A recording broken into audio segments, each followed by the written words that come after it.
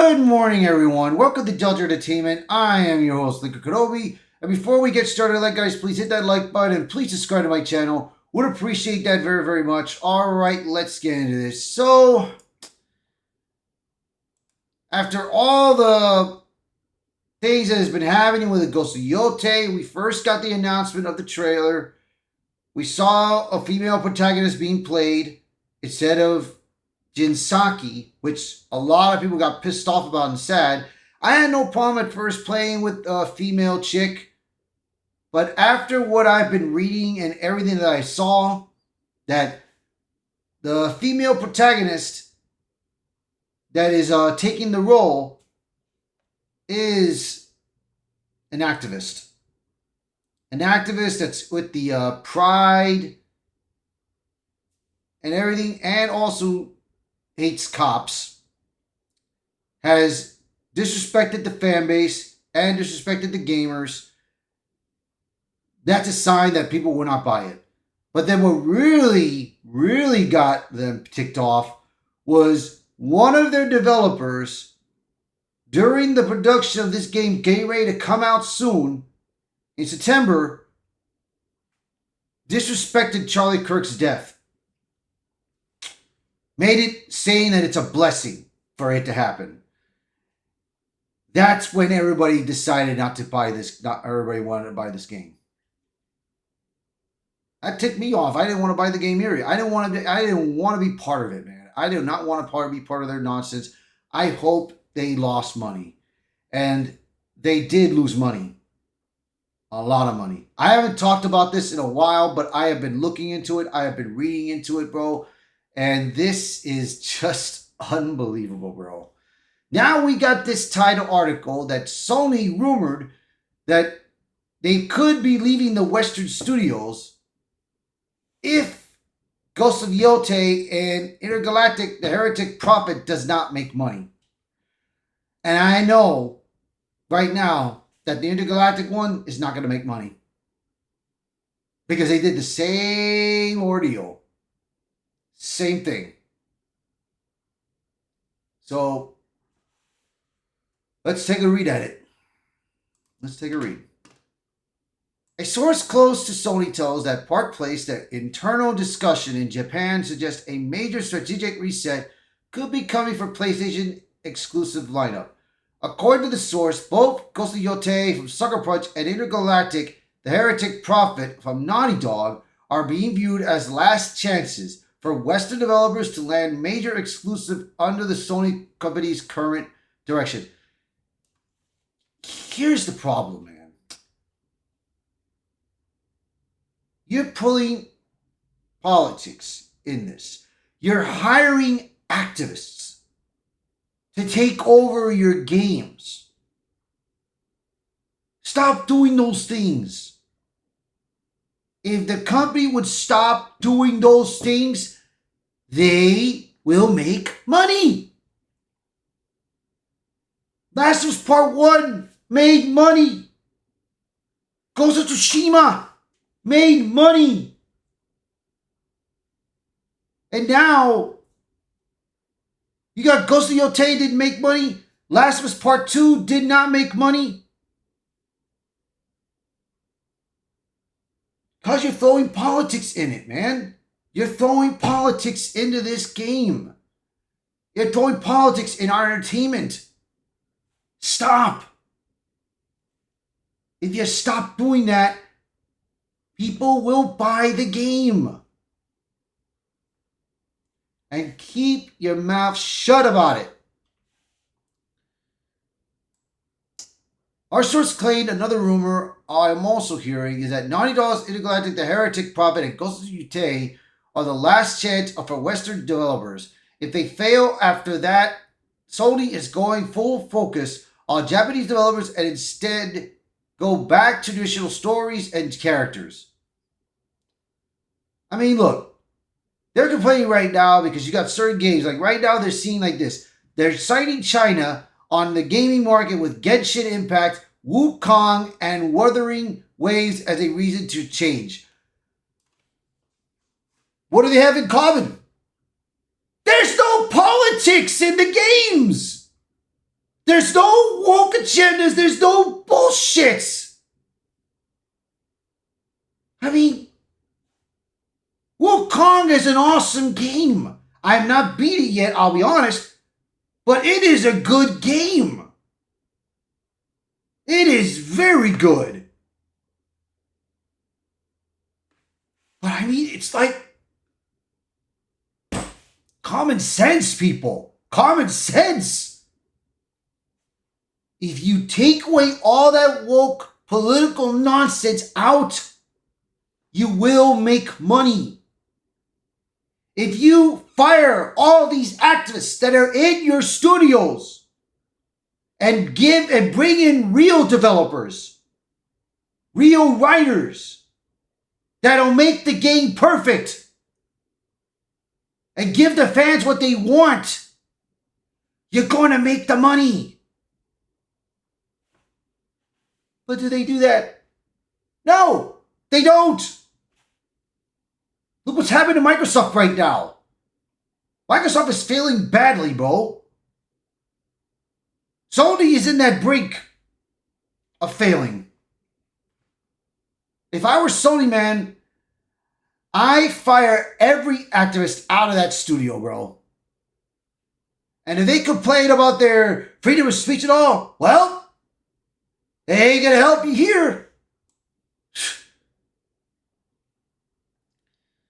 While that place cannot independently verify these internal discussions, the claim lines up with growing speculation that Sony's Japan is regaining control of PlayStation's long-term creative strategy, pushing back against Western studios whose productions have become more expensive and less universal appealing.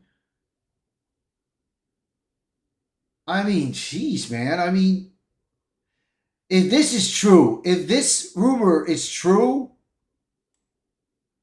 then shoot. They're in trouble, man. So here we go with this one. In recent days, major gaming outlets have been touting Ghost of Yotei as an immediate success story, claiming that the game sold 1.3 million copies in the first 24 hours.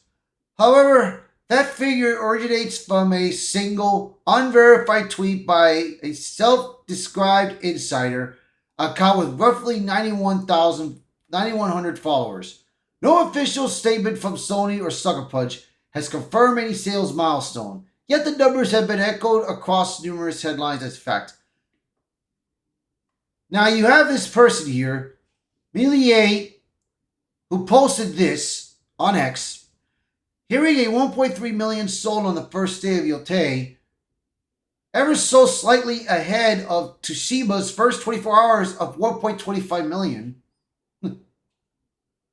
Tsushima kept pace on its second day with another 1.15 million sold. Ghost of Tsushima sold more. It sold more than Yotei.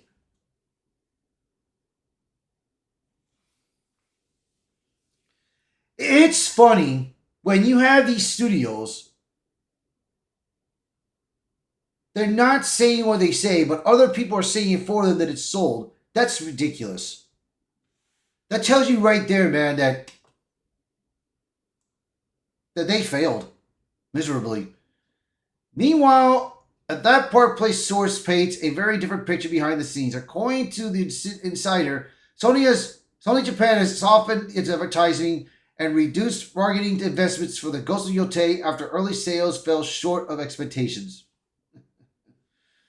The source described the decision as a cost control measure, stating that Sony's leadership doesn't want to lose money on a game showing declining returns. Of course. Do you blame them? Public data appears to support the claim. Advertising for Yotei has noticeably slowed. PlayStation's social feeds have gone quiet, and Twitch viewership for the game has dropped sharply since launch. The disconnect between the media's celebratory narrative and the corporate reality being described suggests that Ghost of Yotei may not be performing nearly as well as many initially believed. Sony has a problem with the Western studios. All right. Here we go with this. Here we go. Over the past several years, Sony's biggest Western studios, Naughty Dog, Sucker Punch, Bend, and Gorilla, have faced long development cycles, ballooning budgets, and paralyzing fan reactions. Last of Us Part 2 remains divisive despite its technical achievements. Horizon Forbidden West underperformed commercially relative to expectations. Now, for Horizon Forbidden West, I played the game, I enjoyed it, but I did not like the designing of the characters of what they did. I did not like the designs because they made Aloy, they made it a little more fat and all, and because of her cheekiness, all of it, I did not like what they did. But like I said, the story was good. I liked it, the story, playing throughout the campaign, and I did do all the missions and all. The only thing I did not do was that DLC cut one. I did not do it. I started playing it, but then I decided not to go it anymore. But maybe one day I will, if you guys think I should do it. And now Ghost of Yotei has generated inconsistent buzz and possible eternal concern over sales after a former dev mocked the assassination of Charlie Kirk. There it is right there. Boom. Adding to the strain, other Sony Western studios like Santa Monica, God of War Ragnarok, and Insomniac Games Spider-Man 2 have taken a major reputation hits over their reported collaborations with the controversial narrative consulting group Sweet Baby Inc. So, in other words, in the God of War Ragnarok, one of the gods, I forgot the god's name, they changed her character from a Norwegian goddess into a black female goddess. Which, it didn't concern me one bit. I enjoyed the story still, and I enjoyed the game. But Spider-Man 2, and this happened in Spider-Man Miles Morales. Spider-Man Miles Morales, he had a mission that he had to help a community group, and it was none other than the Black Lives Matter. And you get a reward for helping them and everything, which I didn't even bother wearing the suit because it's not right. I played the game, I enjoyed it. The story, overall, I enjoyed it. Now, for part 2, they did change about not having any Brock in the game, but they used Harry Osborn to being Venom, which was fine. I didn't like the character designs they did with Mary Jane. You know, it sucked. And I did not like the costume designs they did for Miles Morales. They sucked too. And of course, Miles Morales had to do side missions. One, helping a gay couple. One, helping a community with the Pride Month, all that nonsense. And 3, you had to play a mission with a mute deaf girlfriend. And I was like, seriously, dude?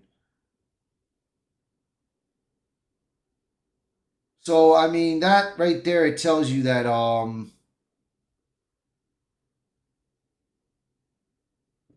things have not been looking well with these guys, with these companies, man. Things have not been looking well. Now, meanwhile, smaller Japanese and Asian studios have delivered massive international hits at a fraction of the cost. Titles like Genshin Impact, Black Myth Wukong, and The Wuthering Waves are dominating global charts and engaging metrics. See, these titles, this one, all these, nothing. No woke identity political nonsense in these games. Because they made it entertaining. You focus on the story. You give the gamers what they want. Entertainment. That's what they're supposed to do. Listen to the fans. Listen to the gamers. Respect them. And you will get what you want in the end. If Sony executives truly believe that China and Japan are shaping the next era of industry, the rumored shift could represent a return to PlayStation's cultural roots, one emphasizing traditional hero and archetypes, character-driven storytelling, and less reliance on political charged narratives. The strategic reset in the making. Industry watchers have already noted subtle signs of a pre-prioritization. For example, PlayStation's recent State of Play podcast featured an increased focus on Japanese titles and anime-style visuals. Sony has quietly invested in collaborations with Japanese partners like Koei Tecmo and Square Enix. Internal leadership changes have seen greater influence from Sony Japan Studio, alumni returning to adversary roles. Look, I'll tell you this right now, man. If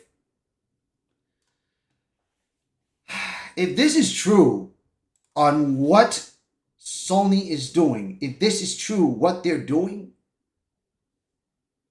they need to go back to the roots. They need to start trying to entertain people again, bro. Sweet Baby Inc. poisoned them. Sweet Baby Inc. has poisoned them, bro. They put their activists in their game company, and they need to start fixing up, man. They need to start changing. They need to get rid of them. Because if they're gonna get their Sony back up and make more money on their games, they need to start doing things now, man. But we'll see. We will see if this is true or what is going to happen. So you guys let me know in the comments what do you guys think. So please, by all means, share this video, post a comment below, let me know your thoughts. And as always, thank you for watching this video. Thank you for being part of the channel. And I hope to see you guys until next time. Bye, everyone.